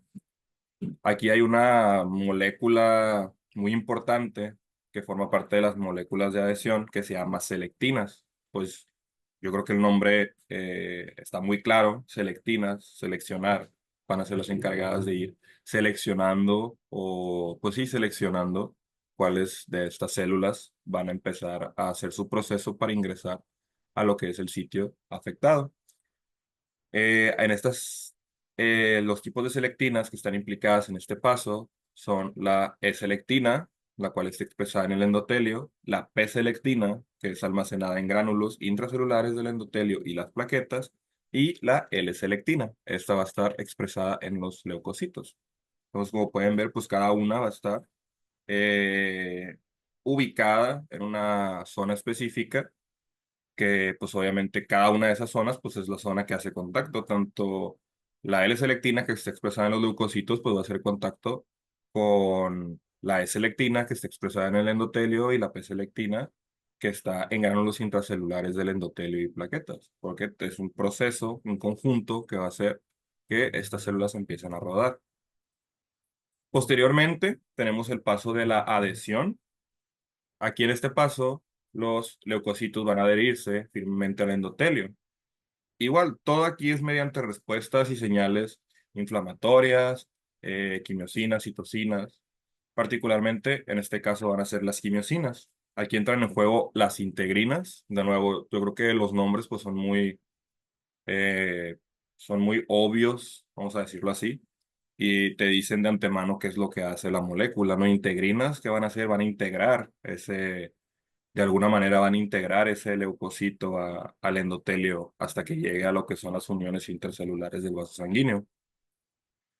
En la inflamación, las quimiosinas, principalmente la interleucina 8, producidas en el sitio de la lesión, van a activar a las integrinas y esto permitirá unirse por alta afinidad a lo que son sus contrarreceptores, como es el ICAM1, que es la molécula de adhesión intercelular, y el BCAM1, que es la molécula de adhesión vascular. Estas dos moléculas están presentes en lo que es el endotelio. Posteriormente vamos a pasar a la transmigración, también conocida como diapedesis. Esto pues ya es tal cual y como podemos observarlo en la imagen que les presento. Ya es como el leucocito, como ya les había mencionado en la diapositiva anterior. Si podemos observarlo, ahí se ve muy claro lo que es la unión intercelular del vaso sanguíneo. Es por eso que la vasodilatación nos ayuda. Al hacer el vaso más grande, hay más espacios intercelulares para que el leucocito pueda atravesarlos. Básicamente, los leucocitos se atraviesan en el endotelio por un proceso llamado diapedesis, ya lo mencioné. Este proceso se lleva a cabo principalmente en las uniones intercelulares del endotelio, ya lo mencioné. Básicamente los leucocitos van a extender pseudópodos. Los pseudópodos, vamos a verlos, son como si el leucocito, la célula, es la capacidad que tiene una célula para crear por momentos muy puntuales, vamos a decir así como patitas o tentáculos, para que pueda abrir paso y abrir camino hacia, hacia lo que es pues que se extravase a la zona de lesión. Este proceso es facilitado por interacción de moléculas como lo que es la PKM1, que es la molécula de adhesión de las plaquetas y las células endoteliales. El leucocito también degradará temporalmente la membrana basal subyacente mediante la liberación de enzimas proteolíticas como las metaloproteinasas de matriz. Esto le permite penetrar a través del endotelio hacia los tejidos subyacentes sin dañar significativamente la barrera endotelial.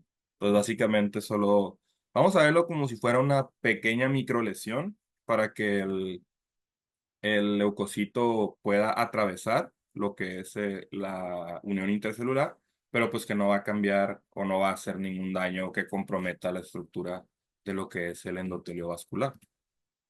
Después sigue lo que es el paso de la quimiotaxis. Básicamente la quimiotaxis pues son señales químicas que segregan, en este caso el ejemplo que tenemos es una bacteria. Son señales químicas que segregan estas bacterias que van a ayudar a que los leucocitos o las células inmunes lleguen hasta ese lugar. Entonces, una vez que los leucocitos están en el tejido intersticial, van a migrar activamente hacia el sitio exacto de la lesión o infección en respuesta de un gradiente de quimiosinas u otras moléculas quimiotácticas. Entonces, la quimiotaxis la podemos definir de una forma muy básica, de una forma muy entendible, como las señales químicas que guían la migración celular. Entre factores quimiotácticos más comunes se incluyen lo que son las quimiosinas, ya antes mencionada, como la interleucina 8, la C5A, que es parte del componente del sistema del complemento, que habló mi compañero Bernardo de él, y el leucotrieno B4, que es LTB4, que es derivado de lípidos. Estos son algunos ejemplos de los factores quimiotácticos, no son todos los que existen. Y pues esta imagen ya sería el proceso completo desde lo que es la activación celular, perdón, la activación endotelial como tal, que sería lo que es la vasodilatación. Posteriormente sería la atracción y el rodamiento, que pues la atracción básicamente es, ok, tengo, estoy recibiendo señales químicas. Entonces va buscando el leucocito en cuestión esas señales y va siendo atraído hacia esas señales químicas para llegar a la lesión. Posteriormente el rodamiento, pues yo creo que es muy fácil de entender el rodamiento. El leucocito va a rodar hasta llegar a un punto o a una unión intercelular por la cual éste pueda atravesar. Posteriormente tenemos la adhesión firme y por último la transmigración o diapedesis. Mi nombre es García Sepúlveda Valentina. Continuando con la presentación, voy a seguir con el tema de funciones de las células inflamatorias en la inflamación aguda, en la fagocitosis de microorganismos y restos hísticos. Aquí van a intervenir lo que son células inflamatorias, que en este caso son los monocitos, los macrófagos, hísticos, células dendríticas y neutrófilos. ¿Qué hacen estas células inflamatorias? Pues es reconocer lo que es un material que nos vaya a dañar, ya sean microorganismos o restos celulares, y pues ¿qué van a hacer? Pues van a atacar, como quien dice, por medio de un proceso que se llama fagocitosis. Este proceso va a constar de 4 pasos o etapas, como lo quieran llamar. Ya el primero de ellos es el reconocimiento, el segundo señalización, el tercero la internalización y el cuarto la digestión. En la siguiente imagen se pueden observar los pasos. Como en el primer paso, que es el reconocimiento, tenemos que aquí van a entrar opsinas como lo que son el C3b, que van a recubrir la superficie de los microbios, lo que va a permitir su reconocimiento por el receptor del C3b del neutrófilo. En el segundo paso, que es la señalización, aquí va a haber un agrupamiento de receptores que van a desencadenar una señalización intracelular. y va a haber un ensamblaje de actina dentro del neutrófilo. Aquí se va a formar lo que es un pseudópop alrededor del microbio para encerrarlo dentro de un fagosoma. En el paso 3 tenemos que los gránulos lisosómicos se van a funcionar con el fagosoma para formar un fagolisosoma, dentro del cual se van a liberar ciertas enzimas lisosómicas y radicales de oxígeno. ¿Para qué? Para pasar lo que es el paso 4, que en este caso es la digestión, y aquí lo que se va a dar es una eliminación y degradación del microbio. Aquí se observan unas imágenes donde las células inflamatorias poseen el arsenal de enzimas usadas para degradar microbios y tejidos. Aquí van a entrar los gránulos primarios, secundarios y terciarios. Y les voy a hablar un poco sobre ellos. Por ejemplo, en los gránulos primarios tenemos que aquí hay una actividad antimicrobiana y de proteinasa de estos gránulos, los cuales pueden activar de manera directa a otras células inflamatorias. Aquí en los gránulos primarios se encuentran los que son las hidrolasas ácidas y las proteasas de serina, que estas se van a dirigir a varias macromoléculas. Los lisosomas y los PLA2 van a degradar las paredes de las células bacterianas y las membranas biológicas. Y esto es importante ¿para qué? Para la destrucción de lo que son las bacterias. Los gránulos secundarios contienen lo que son la PLA2, los lisosomas y proteínas que van a iniciar la destrucción de las células específicas, además de que estas tienen una proteína catiónica, que en este caso pues es la lactoferrina, que esta se puede unir a lo que es la vitamina B12 y a una metaloproteinasa específica para el colágeno tipo 4. Y por último tenemos los gránulos terciarios, que estos gránulos se van a liberar en el frente principal, que en este caso son los neutrófilos durante la quimiotaxis. Aparte son una fuente de enzimas que promueven lo que es la migración celular a través de la membrana basal y los tejidos.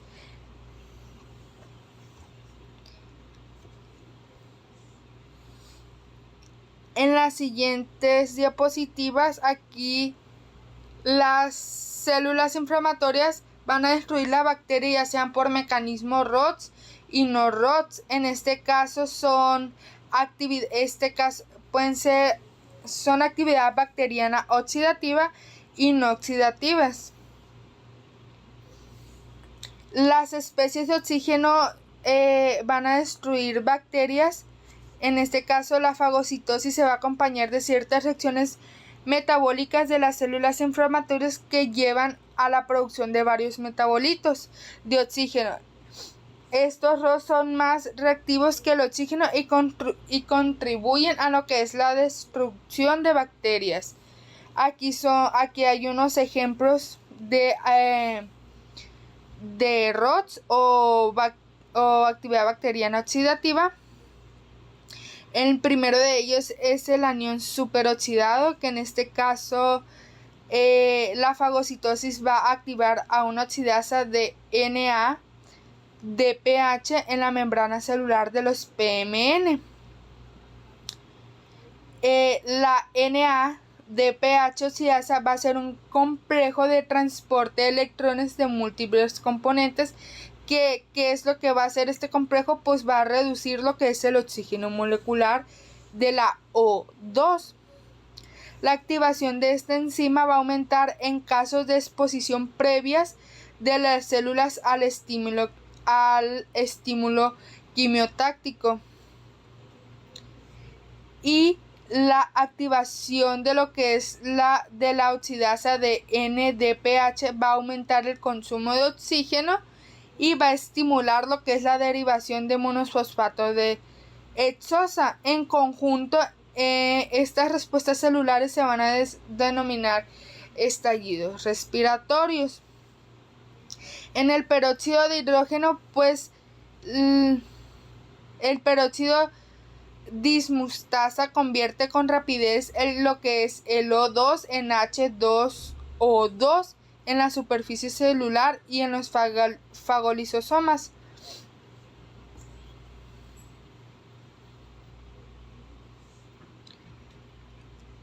El H2O2 se va a establecer y va a servir para regenerar oxidantes reactivos adicionales.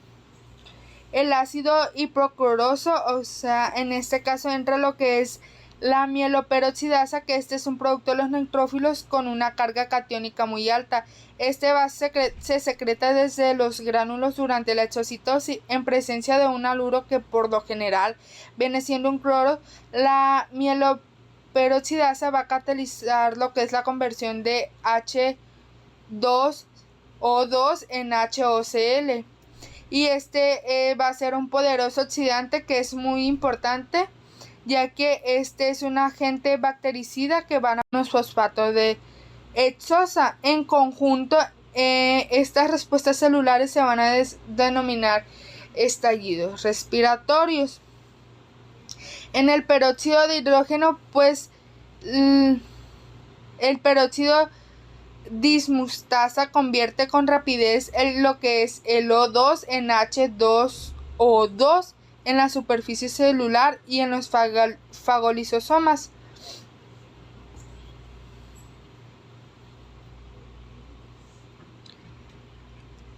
El H2O2 se va a establecer y va a servir para regenerar oxidantes reactivos adicionales. El ácido hipocloroso, o sea, en este caso entra lo que es la mieloperoxidasa, que este es un producto de los neutrófilos con una carga catiónica muy alta.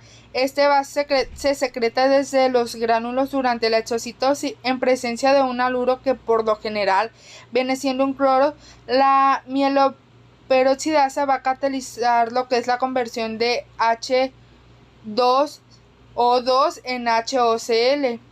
Y va a ser un poderoso oxidante que es muy importante, ya que este es un agente bactericida que van a producir las células fagocitarias. El ácido hipocloroso, continuando con lo que es el radical hidroxilo, aquí va a haber una reducción de lo que es el H2O2 mediante la reacción de Haber-Weiss en forma de OH de gran reactividad. Y por último tenemos lo que es el óxido nítrico, que aquí los fagocitos de las células del endotelio producen, y sus derivados, los cuales tienen un efecto adverso tanto fisiológico como no fisiológico, y otros radicales libres que van a interactuar para equilibrar sus efectos citotóxicos y citoprotectores. Continuando en esta tabla, pues aquí los monocitos, los macrófagos y eosinófilos también producen radicales de oxígeno de acuerdo con el estado de activación y el estímulo al que se exponga la producción de ROS por su capacidad para eliminar ciertos parásitos. La importancia de los mecanismos dependiendo del oxígeno en la destrucción bacteriana se ejemplifica en la enfermedad granulomatosa crónica de la niñez. Esta es una deficiencia hereditaria de lo que es la oxidasa de NADPH y la dificultad para producir O2 y H2O2 durante la fagocitosis hace a esta persona susceptible a infecciones recurrentes, en especial por cocos gram positivos. Los pacientes con una deficiencia genética relacionada con la mieloperoxidasa son incapaces de producir lo que es el HOCl, por lo que exhiben su susceptibilidad aumentada a las infecciones micóticas. Aquí pues se observa lo que son una tabla relacionadas con enfermedades congénitas en función celular fagocitaria, que aquí pues dependiendo de la enfermedad pues el defecto que hay o por el defecto que hay da a una enfermedad. Aquí, continuando con lo que es la actividad bacteriana no oxidativa, aquí los fagocitos, en particular los PMN y los monocitos macrófagos, tienen una actividad antimicrobiana que no depende del oxígeno sustancial. Fundamentalmente, esta actividad incluye proteínas bactericidas en los gránulos citoplasmáticos, entre lo que son las hidrolasas lisosómicas. Aquí entran los que son los gránulos primarios y secundarios de los neutrófilos y los lisosomas de los fagocitos mononucleares, que van a contener hidrolasas. Entre ellas son la sulfatasa y fosfolatasa, además de otras enzimas capaces de dirigir polisacáridos y ADN. En las proteínas bactericidas que incrementan la permeabilidad, esta es una proteína catiónica de los gránulos primarios de los PMN que puede matar bacterias gram negativas, pero es atóxica para las bacterias gram positivas o células eucariotas. Estas proteínas se insertan dentro de lo que son las membranas externas de la envoltura de la bacteria e incrementan su permeabilidad. En las defensinas tenemos que los gránulos primarios de la PN y los lisosomas de algunos fagocitos mononucleares contienen estas familias de proteínas catiónicas que eliminan una extensa variedad de bacterias gram positivas y gram negativas, hongos y algunos virus en envoltura.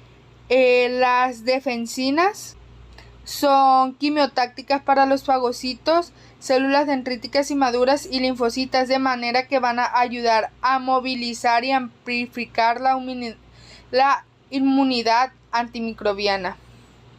La lactoferrina, esta es una glucoproteína que se une a lo que es el hierro y se encuentra en los gránulos secundarios de los neutrófilos y en la mayor parte de los líquidos que secreta el cuerpo. Esta presenta una capacidad que ante el hierro, lo que permite entrar en competencia con bacterias y puede facilitar lo que es la muerte oxidativa de una bacteria, al aumentar lo que es la formación del OH. Los lisosimas, esta es una enzima bactericida que se halla en muchos tejidos y líquidos corporales, en los gránulos primarios y secundarios de los neutrófilos y en los lisosomas de los fagocitos mononucleares. Continuando con lo que son las proteínas bactericidas de los eosinófilos, aquí los eosinófilos van a contener numerosas proteínas catiónicas unidas a los gránulos, lo que es más importante aquí, de los cuales son las proteínas básicas principal y proteínas catiónicas eosinófilas. Ninguna de las dos proteínas es efectiva contra la bacteria, pero son potentes agentes citotóxicos contra muchos parásitos. Ahora hablando de lo que viene siendo los tipos de inflamación que podemos encontrar, la crónica y la aguda, comenzaré hablándoles con la inflamación aguda, que pues es la respuesta inicial que el organismo tiene ante cualquier daño o infección, que esta suele ser de una duración bastante corta. Se caracteriza por la acumulación de líquidos, proteínas y leucocitos en un sitio afectados, y se caracteriza también por que influye en signos clásicos de la inflamación, que es el rubor, el calor, el tumor, el dolor y la pérdida de la función. Tenemos diferentes subtipos de esta inflamación aguda, que puede ser lacerosa, fibrinosa, purulenta y hemorrágica. Empezando con la serosa, se caracteriza por la acumulación de un líquido extrasudado claro de un bajo contenido proteico similar a lo que viene siendo el suero. Ocurre en quemaduras leves o en la pleuritis. Continuando con la fibrinosa, que es el exudado que es rico en fibrina, por eso fibrinosa, una proteína que se deposita debido al aumento de la permeabilidad muscular. Se observa en áreas grandes daños como lo puede ser la pericarditis fibrinosa. Ahora, hablando de la purulenta, que es la que conocemos como abscesos, es un exudado que contiene una gran cantidad de neutrófilos y restos celulares que forman pus. Es común en infecciones bacterianas, que pues como lo vemos ahí es un absceso como tal en la mandíbula. Y la hemorrágica que se produce cuando el daño vascular es tan extenso que permite la salida de eritrocitos, glóbulos rojos al exudado y ocurre en infecciones graves o intoxicantes. Y esto sería ya todo de mi parte. Ok, ahora les voy a hablar respecto a lo que es la inflamación crónica. Básicamente, la inflamación crónica, a diferencia de la inflamación aguda, como ya la vimos, este va a ser ese proceso prolongado en el que el cuerpo responde a una lesión o agente patógeno que no ha sido eliminado de forma eficaz. La inflamación crónica va a persistir semanas, meses o inclusive años. Aquí pues simplemente les puse algunos ejemplos de inflamaciones crónicas inducidas por enfermedad. El cáncer, pues es uno de los más comunes.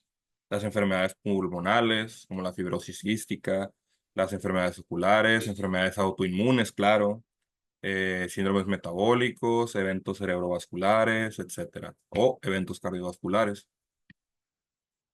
Tiene tres características claves la inflamación crónica. La primera va a ser la infiltración celular persistente, pero van a predominar células como macrófagos, linfocitos y células plasmáticas, en lugar de los típicos neutrófilos de la inflamación aguda. ¿Por qué? Porque es una inflamación que al llevar un tiempo prolongado, pues ya hubo reconocimiento, ya hubo presentación de antígenos, entonces ya los linfocitos son los encargados de llegar a ese punto. ¿Ok?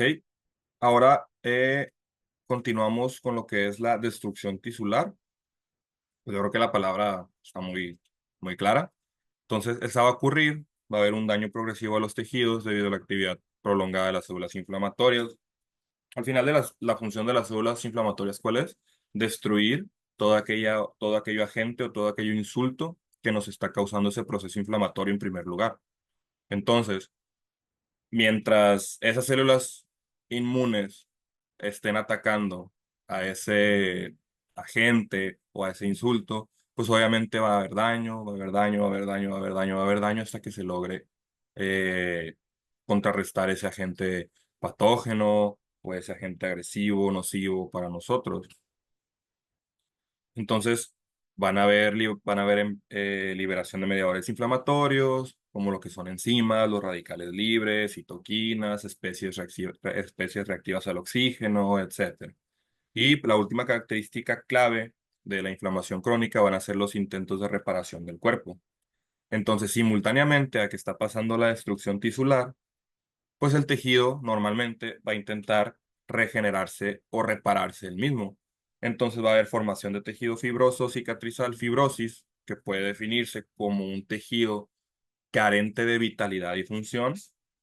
Cuando menciono carente de vitalidad, es un tejido que obviamente está vivo, porque si no se considera necrosis, pero al haber tenido tantos intentos de reparación, este básicamente pierde su función, así sea pérdida de función al 100% o pérdida de función parcial, pero va a tener una pérdida o disminución de su función normal. Y también va a haber angiogénesis, que va a ser la formación de vasos sanguíneos nuevos. Pero, como ya lo mencioné, la reparación va a ser incompleta, ya que estamos hablando de inflamación crónica, la inflamación va a persistir. Ahora, vamos con los tipos de inflamación dentro de la inflamación crónica o subtipos de inflamación crónica, como ustedes lo quieran definir. La primera va a ser la inflamación granulomatosa. Este va a ser caracterizada por la formación de granulomas, que son estructuras nodulares bien definidas, como lo podemos ver en la imagen de la señora que vemos ahí. Pues si se fijan bien, son Los gránulos como tal, la palabra gránulo pues hace referencia a que son como granitos, no en todos los casos, ¿no? Pero en este caso muy particular, pues sí se puede apreciar mucho que son como granitos, pero ya si los vemos un poquito más cerca, pues nos vamos a dar cuenta que no son granitos, sino que son, sí, son un proceso inflamatorio. Eh, las causas más comunes van a ser infecciones crónicas, en este caso la tuberculosis es una de ellas. Cuerpos extraños, puede ser fragmentos de sutura, talco, piercings, etcétera. Y enfermedades autoinmunes o inmunológicas. ¿Cuáles son las características anatopatológicas de la inflamación granulomatosa? Son agrupaciones de macrófagos activados, a menudo modificados en un estado llamado células epiteloides. Van a haber células gigantes multinucleadas. En muchos granulomas, los macrófagos se fusionan para formar células gigantes multinucleadas, como las células de Langhans, típicas en enfermedades como la tuberculosis. Por ejemplo, en ese frotis que vemos ahí, podemos ver a lo que se refiere con células gigantes multinucleadas. Tenemos una célula que tiene un tamaño enorme y podemos apreciar dos núcleos. Y por último, van a haber intentos de encapsulamiento y fibrosis. Con el tiempo, el granuloma puede estar rodeado por tejido fibroso debido a los intentos del cuerpo de aislar el agente causal. El ejemplo que yo les traigo de esto es lo que fuera una contractura capsular por un implante mamario. Yo, en lo personal, en mi experiencia, me ha tocado ver alrededor de 3, 4, hasta 5 casos de contracturas capsular, básicamente enfocado a los implantes, ¿no?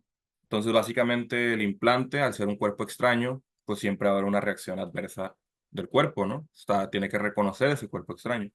Entonces, alrededor de lo que es el implante se forma es como una capa o una membrana que se calcifica y recubre ese implante. Pero si esta calcificación o esta contractura empieza a extravasarse hacia lo que puede ser glándula, etcétera, a la hora de nosotros, por ejemplo, hacer un tipo de esfuerzo, vamos a ver cómo el implante empieza a moverse de lugar, empieza a cambiar su aspecto. Entonces, casi siempre esto se da cuando los implantes pasan alrededor de de los 10 a 15 años de vida, que es el tiempo promedio estimado en el que se tiene que hacer un cambio de implantes o remover el implante por completo y pues ya no ponerse implantes, hacerse una mastopexia para que no quede laxitud, etcétera, pero pues no es clase de cirugía plástica. Después continuamos con lo que es la inflamación intersticial difusa. Este va a ser definido como el tipo de inflamación crónica en la que el infiltrado inflamatorio se distribuye de manera difusa en el intersticio de un órgano o tejido. Es decir, el tejido de soporte que rodea las células funcionales o también conocido como parénquima. El proceso inflamatorio se extiende de manera homogénea en todo el tejido afectado. A diferencia de los granulomas, por ejemplo, que veíamos que eran eh, pues estructuras, vamos a llamarlas así, bien definidas en forma de granitos o vamos a decirlo como abultamientos anormales en la piel. Esto simplemente es un infiltrado, el nombre lo dice, intersticial, a nivel de líquido intersticial, vamos a decir así. Entonces todas esas células van a empezar a acumularse, pero de una manera homogénea, vamos a decirlo así. No van a haber como granulomas, pues simplemente va a ser un infiltrado, un llenado completo de estos órganos. Las causas principales van a ser infecciones crónicas, como puede ser la miocarditis viral, reacciones inmunológicas, que puede ser en este caso miocarditis por lupus. O sabemos que el lupus pues, es una enfermedad inmunológica. Y exposición a toxinas o fármacos, como pueden ser antibióticos o a antiinflamatorios no esteroideos. En este caso, pues les traigo una imagen no me acuerdo ahorita cómo se llama este examen, una disculpa, pero pues podemos observar, las mismas fechas nos lo dicen, cómo está esa extravasación de líquido, que en este caso pues son los pulmones, cómo hay una extravasación homogénea de líquido en los pulmones. Eso se refiere con inflamación intersticial difusa, se difunde a través del intersticio. Las características anatomopatológicas de ese tipo de inflamación es que va a estar compuesta predominantemente por células mononucleares como linfocitos, macrófagos y células plasmáticas. Va a existir un edema intersticial, que es un aumento de líquido en el intersticio como ya lo he mencionado, y fibrosis intersticial, porque van a haber intentos constantes de reparación, de reparación, de reparación, hasta que el tejido pierda función y pierda vitalidad. Entonces, esta tiene comprensión de estructuras circundantes que va a afectar el función, o sea, las estructuras que rodeen este tipo de inflamación. Yo lo veo o lo puedo definir como va a haber tanto líquido extravasado que todo el tejido circundante pues va a empezar a ser presionado, vamos a empezar a asfixiar el tejido, vamos a decirlo así. Y ya como ya lo mencioné también, el daño inflamatorio y la fibrosis van a afectar directamente a la función de este tejido que esté siendo afectado. Y continuamos con lo que es la fibrosis. Este es su concepto. Es un proceso patológico caracterizado por la excesiva formación de tejido conectivo fibroso en respuesta a una lesión o inflamación crónica. Va a haber una alteración estructural y funcional del tejido u órgano afectado. Las principales causas van a ser inflamación crónica. Esta va a estimular la regeneración continua del tejido conectivo de manera desorganizada. Va a estar tan sobreestimulada la reparación de este tejido que no le va a dar tiempo a repararse de una buena forma. Simplemente va a estar como loco reparándose, reparándose, reparándose, reparándose y no se va a llegar a una reparación completa. Simplemente va a ser una reparación como para detener ese proceso patológico, infeccioso, inflamatorio, etcétera. También puede ser causado por muerte celular y reparación fallida. Este pues es el intento fallido de regenerar el tejido dañado. El cuerpo lo reemplaza con tejido fibroso no funcional. Como ya les había mencionado, la fibrosis puede ser definida como una pérdida de vitalidad o un tejido desvitalizado, pero pues esto no quiere decir que es un tejido muerto. Simplemente es un tejido que ha perdido función y vitalidad. Y otra causa van a ser las toxinas y agentes externos, como puede ser el consumo crónico de alcohol, que va a causar cirrosis hepática. En este caso, un ejemplo que no es, les traigo un ejemplo que no es patológico. Esta es una paciente que sufrió una liposucción. ¿Qué fue lo que pasó?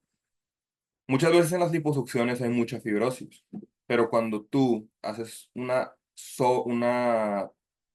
liposucción muy exagerada, barres con muchísima grasa. La grasa está inervada y tiene mucha célula madre. Entonces, si tú remueves demasiada grasa, vas a dejar un tejido que va a ser incapaz de, em, de nutrirse, vaya. Entonces va a haber angiogénesis, pero esta angiogénesis va a ser defectuosa. Entonces, por ende, vas a terminar con un tejido fibrótico, un tejido desvitalizado que se mira de esta manera. Pues es un tejido, la piel se ve pálida, se ven como surcos en la piel. Incluso tú tocas esa piel, tocas ese abdomen y vas a sentirlo duro por completo, pero no es una dureza de, voy al gimnasio y todo cuadritos, no, es una dureza que te dice que hay algo mal ahí. Es una dureza que te dice que ese tejido no está bien y que ese tejido perdió función. Y pues la verdad, reparar la fibrosis en esos casos pues es muy, muy difícil y puedes ayudar a que vuelva hasta cierto punto a un estado normal, pero nunca vas a tener un tejido de regreso como estaba en un principio antes de que se presentara el evento fibrótico. Y también hay otra foto ahí de un corazón que sufrió un infarto. Y como podemos ver, o sea, no, básicamente la zona del medio que estamos observando es la zona fibrótica. Es una zona que el color es muy distinto a todo alrededor del corazón. O sea, es un color pálido, las fibras se ven hasta cierto punto anormales. Es muy fácil identificar una fibrosis. Y las características anatopatológicas van a ser la proliferación de fibroblastos. Los fibroblastos se activan de manera anormal, proliferan y producen grandes cantidades de colágeno. Entonces, estas cantidades anormales de colágeno van a generarlos este tejido con pérdida de función. Igual, demasiado colágeno, van a haber depósitos excesivos de colágeno, el cual es el rasgo principal de la fibrosis, es la acumulación excesiva de colágeno. Va a haber pérdida de la arquitectura tisular normal. A medida que la fibrosis avanza, la estructura normal del tejido va a ser distorsionada. Obviamente, como vimos en el ejemplo del corazón, podemos observar que ese corazón, su zona fibrótica está completamente distorsionada y diferente a todo el resto del tejido cardíaco. Y va a haber una avasculación relativa. Vamos de nuevo, el tejido fibroso es menos vascularizado en comparación con el tejido sano, porque es derivado de esa angiogénesis defectuosa y derivado a que es un tejido falto de vitalidad. Entonces, no quiere decir que no va a estar vascularizado, pero va a ser mucho menos. De hecho, si ustedes ven una fibrosis a nivel, por ejemplo, del músculo, se van a dar cuenta y es súper obvio el tejido fibrótico en cuanto a color, es un tejido pálido, es un tejido casi casi tirándole a blanco, o sea, es un tejido que no tiene, ni siquiera se estimula, básicamente. Y pues aquí están unos ejemplos de cómo se ven en microscopio. Pues aquí podemos observar claramente en la imagen más grande cuál es el tejido fibrótico, simplemente por el color, igual en la de abajo, o sea, es muy fácil de observar o de definir. Y aquí más que nada es una pequeña tabla comparativa de lo que es la inflamación aguda y crónica. Hemos hablado de duraciones. La duración de la inflamación aguda va a ser muy corta. No muy corta, pero va a ser corta. Pueden ser días hasta semanas, alrededor de 6 semanas más o menos. Mientras que la inflamación crónica va a ser larga. Van a ser meses, inclusive años. Las células predominantes en la inflamación aguda van a ser los neutrófilos y las células predominantes en la inflamación crónica van a ser macrófagos y linfocitos. El exudado, ¿cómo va a ser? En inflamación aguda va a ser seroso, fibrinoso o purulento, mientras que una característica principal del exudado que va a tener la inflamación crónica va a ser la fibrosis. ¿Y cuáles van a ser las consecuencias de cada una? La inflamación aguda va a presentar, uno, va a ser resolución, eh, o van a ser abscesos o va a ser fibrosis. Pero en la inflamación crónica las consecuencias va a ser la destrucción tisular como tal, la fibrosis o los granulomas, como ya lo habíamos mencionado. Y muchas gracias por su atención. Espero que les haya gustado pues nuestra exposición, que les haya quedado algo y pues muchas gracias de nuevo.